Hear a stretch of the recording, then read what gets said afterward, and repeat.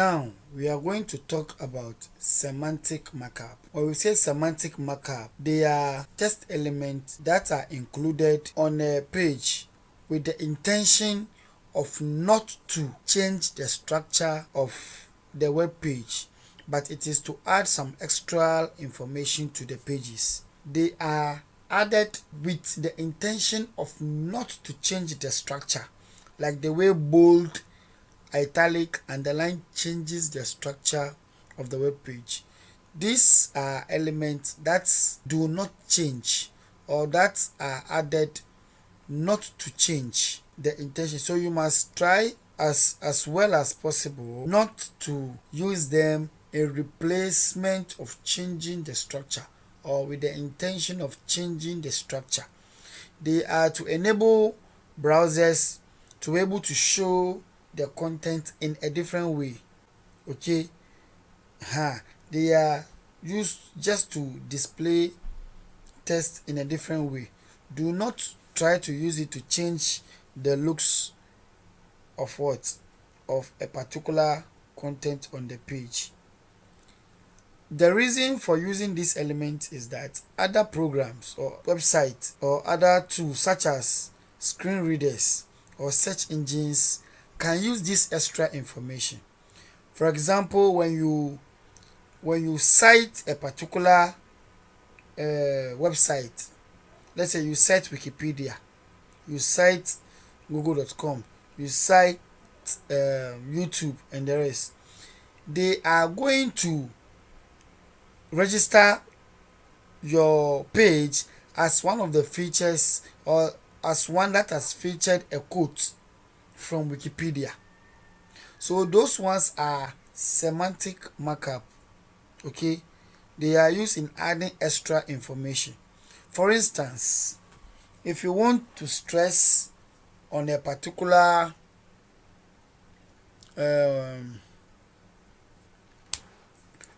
for instance, let's go to our code editor and then give some examples. There is an element called strong, and there's another one called emphasis. Now let's take them one after the other. Let me clear this and just open another paragraph, put this content straight as a paragraph. Now I want to use strong on my web page, and then strong is most of the time used to show an indication of how important a particular text is on a web page. Let me just open a strong. Let me add this, the word intended. Let me also add the word structure,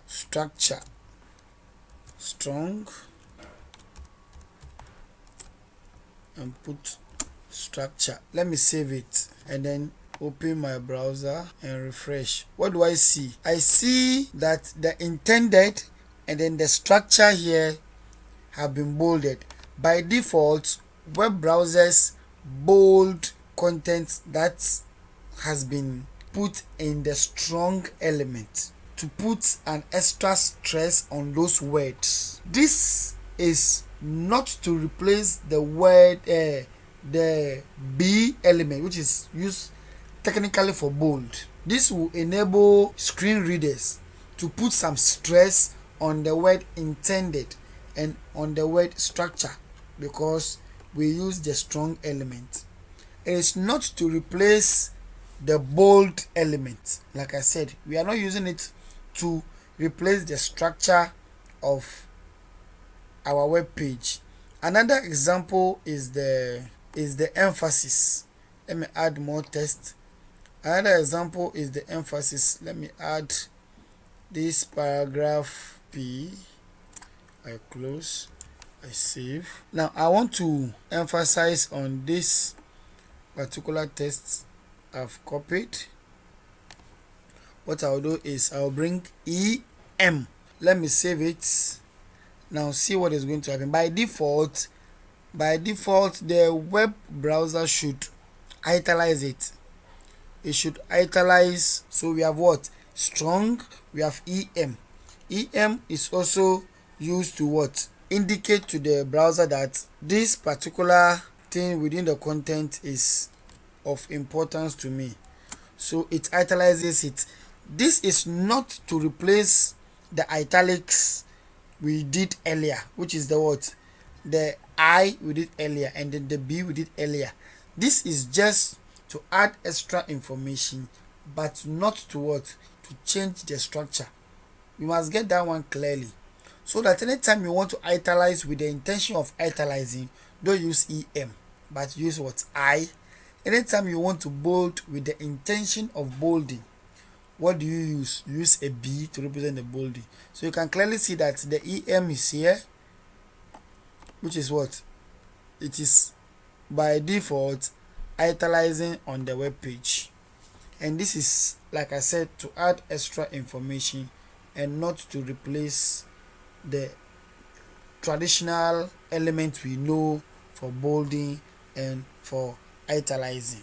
Now let's do some quotations as well.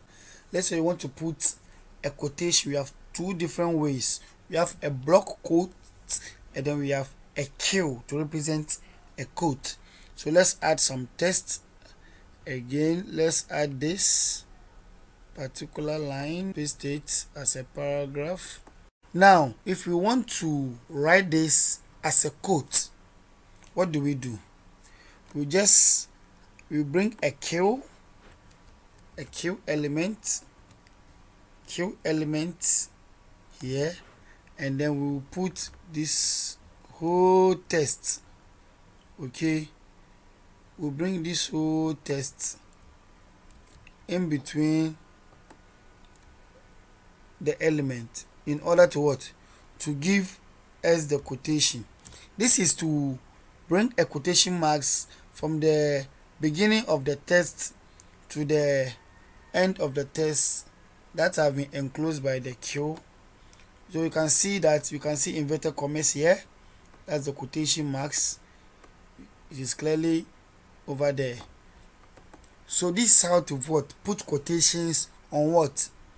On short tests. Okay, let me